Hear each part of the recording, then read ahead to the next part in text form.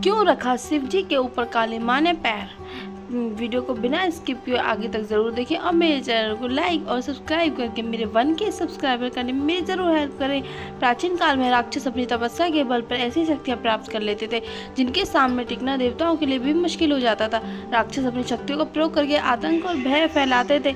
ऐसी ही एक घटना रक्तबीज नाम से राक्षस से जुड़ी है। रक्तबीज का अंत माँ काली के हाथों हुआ, लेकिन इस दौरान गलती से माँ काली का पांव भगवान शिव के ऊपर आ गया। आइए जानते हैं उस घटना के बारे में। एक बार रक्तबीज नाम के एक राक्षस ने भगवान शिव को प्रसन्न किया और उनसे एक वरदान हासिल कर लिया। रक्तबीज को यह वरदान मिला कि उसका खून जहाँ भी गिरेगा वहां से उसी के समान राक्षस पैदा हो जाएगा। रक्तबीज को अपने ही इस गुण पर बहुत अभिमान था, इसीलिए उसने अपनी शक्तियों का गलत इस्तेमाल करना शुरू कर दिया। घमंड में चूर रक्तबीज ने देवताओं को युद्ध के लिए ललकारा।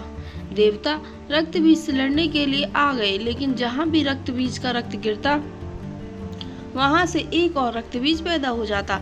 इसका परिणाम यह हुआ कि बहुत सारे रक्तबीज पैदा हो गए, जिन्हें हराने के लिए कोई रास्ता देवताओं को दिखाई नहीं दे रहा था।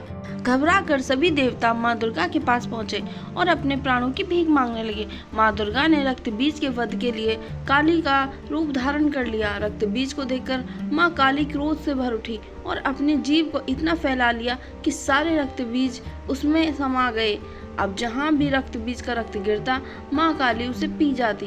रक्तबीज को समाप्त करते हुए माँ इतनी क्रोधित हो गई कि उनको शांत करना मुश्किल हो गया। काली माँ का यह रूप विनाशकारी हो सकता था, इसीलिए सभी देवता भगवान शिव के पास पहुंचे। अब बोले, आप ही माँ का क्रोध शांत कर सकते हैं। माँ काली के क्रोध को शांत करना भगवान शिव के लिए भी आसान नहीं था, इसीलिए भगवान शिव काली माँ के मार्ग में लेट गए।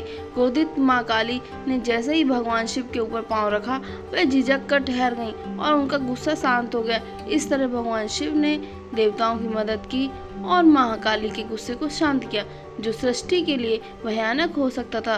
तो प्लीज़ मेरे चैनल को लाइक और सब्सक्राइब जरूर कर दीजिए। मिलते हैं हम नेक्स्ट वीडियो में।